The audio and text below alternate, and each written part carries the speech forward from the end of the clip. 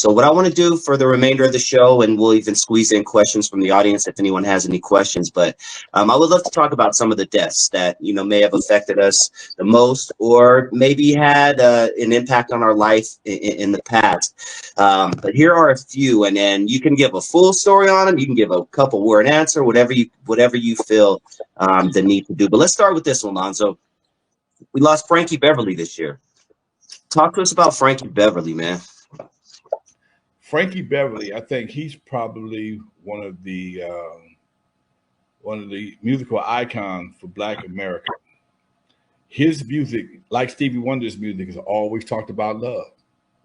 It's always been uplifting. It's not spiritual, but it's spiritual. It makes you feel good. It makes you think. It makes you appreciate songwriting, musicianship. Frankie was probably the only Black act I could think of that can, you know, make a phone call and fill up an arena in a few minutes. When Frankie and Beverly and Mays did the Gardena Jazz Festival a few years back, that thing sold out in like a few hours. And that was just, I don't know how it happened, but they were available that date, and they brought him to Raleigh Park, and it just changed everything, man.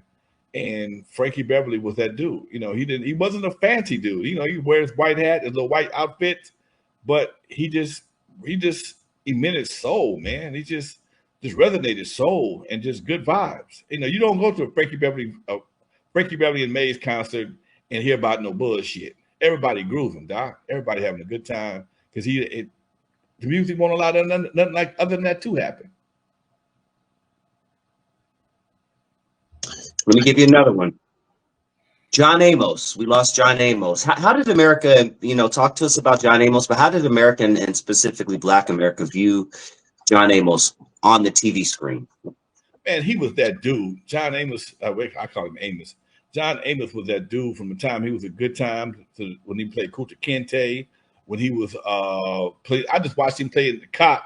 Him and Faison playing Cop in was John Amos Kunta Kinte, or was that was Lavelle? Wasn't that the Rita Ray? I think John became he became the old Kunta Kinte. No, you're right.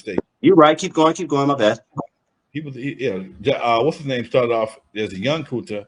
Then John, they finally started wrapping up John, and John was the older Kunta. But yeah, he's always had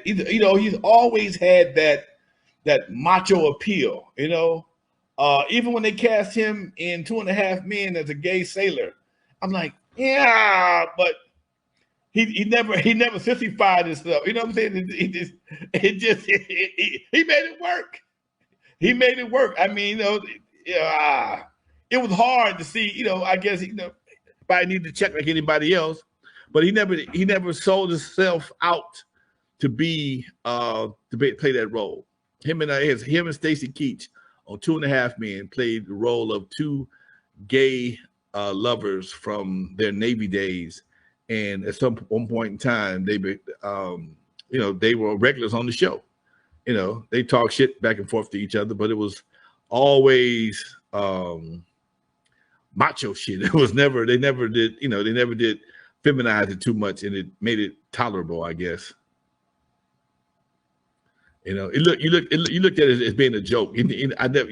I couldn't take him serious as that role. It was funny, but I couldn't take him serious because he just don't have that. He don't have that look to be, anything other than a heterosexual dude. Just that's my opinion. And yes, Rico, Spider Rico, he was probably one of the best dads on TV. He didn't take no stuff from nobody. Florida, the kids, the police. No, man, y'all he doing that. Okay. James was bad. That's why James got fired. James like, man, y'all got this silly dude. I mean, JJ was cool, but JJ was goofy as hell. Mm-hmm. Did you know that Florida was actually older than JJ? I mean, older than James Evans. She was like 40 something, damn near 50 when she was playing Florida. And James and I think James and JJ, they had been the same age, something like that. Damn, I didn't know that. Hey, talking about that show, how was I know people love J.J. Walker, but how was he portrayed? Did he? What am I trying to say? Was there a certain section of Black America that saw him as a character that didn't make Black people look good? Who, JJ? Yeah, with the dynamite and all that. Was that really a big thing, or were they not tripping like that? You know, we're still happy to have Black folks on television.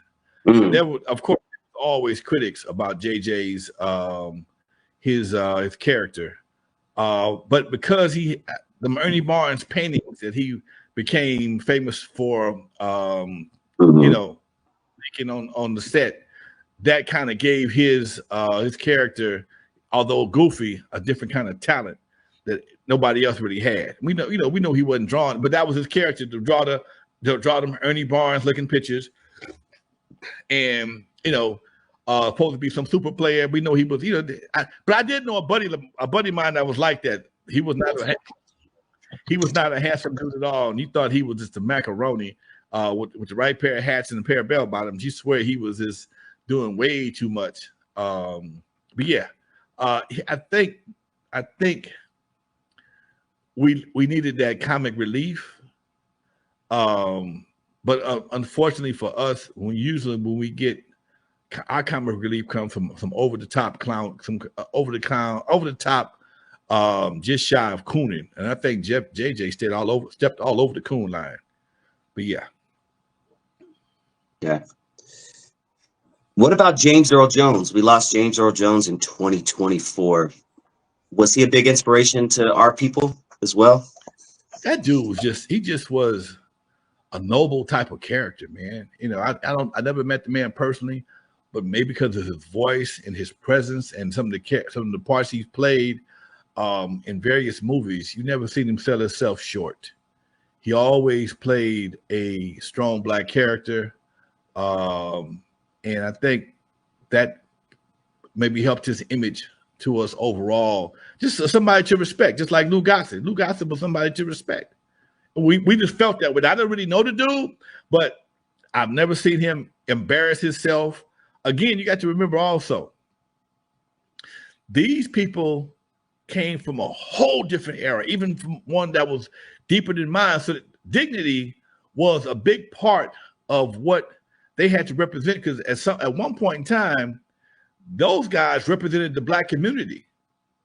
They were the faces of the Black community, and they had an obligation in the time and the era in which they had their heyday. They had an obligation to the Black community, just like Kareem, just like Jim Brown, and